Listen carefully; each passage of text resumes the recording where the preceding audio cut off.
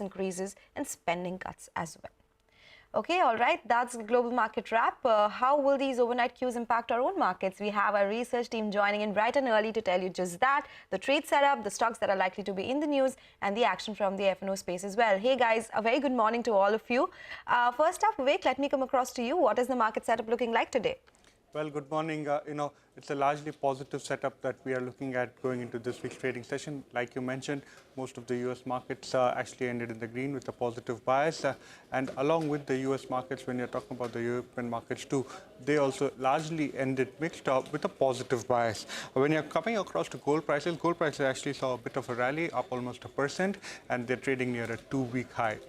However, when you're talking about crude oil prices, they too rallied, and in fact, crude oil prices were up almost over 2.5% in Friday's trading session. Coming to the dollar index continued its decline and down almost 1.8% to 106.29 as far as Friday's trading session was concerned.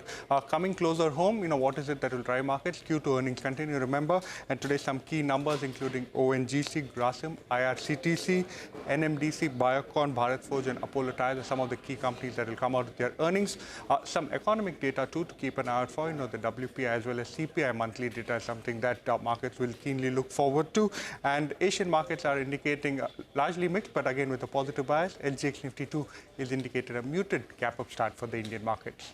All right, okay, thanks a lot for that, Vivek. Surbhi is joining us now. She'll talk about all the stocks that will be in focus today. Surbhi? Last leg of result seasons, and we have quite a few to track today. The first one is LIC, where the company has posted strong premium growth and VNB growth.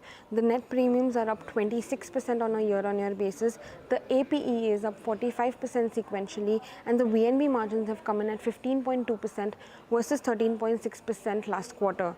Next is ABB, where the revenue is up 19% on a year-on-year basis. The EBITDA is up 25% at 212 crores.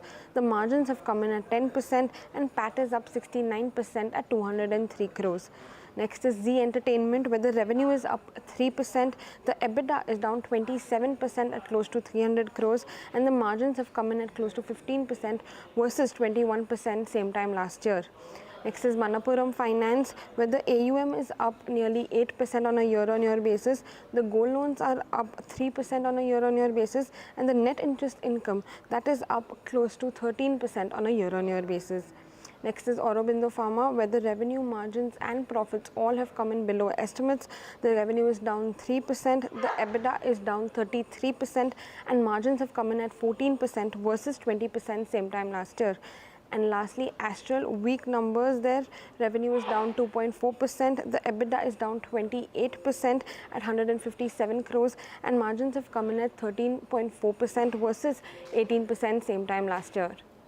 All right, okay, Surbhi, thank you so much for that list. Finally, Manglam is joining in with all the cues from the F&O space. Hey, Manglam. Good morning. So it was a stellar rally that we saw on Friday's trading session, and the SGX Nifty, though off morning highs, is indicating that the start would be a mild positive today. And, the big part is that on Friday itself, we did see a big gain come by on HDFC Twins, Reliance, as well as Infosys. Those were the stocks that, contributed 80% of the Nifty's gains. And when these stocks move, that the FIIs are buying in cash market. They bought almost 4,000 crores. The DIIs went ahead and bought as well. So net institutional flows of over 4,500 crores tells you that, it's the highest that we've seen all the way since February 2021. And why just that? Even in Nifty futures, the premium was already high at 64 points. That increased further to 74 points. And that's telling you that the FIIs bought in index futures as well, almost 3,000 crores on Friday's trading session. They added 16,000 longs and covered 14,000 short contracts. So in just one trading session, the FII longs jumped by 9 percentage points from 53% to 62%, and the shorts conversely fell from 47%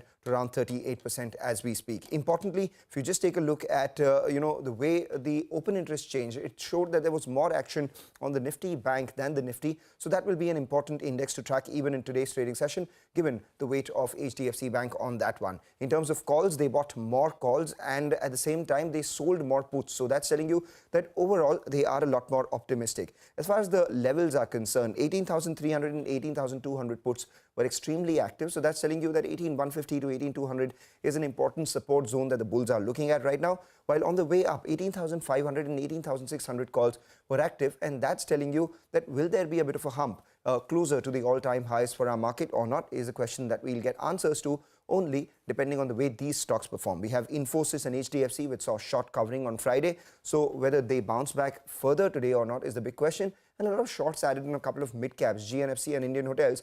Let's see what happens here as well, because the mid-cap index was an underperformer in an otherwise stellar day on Friday. It was. Thanks a lot for that, Mangalam, Surbi and Vivek, for joining us.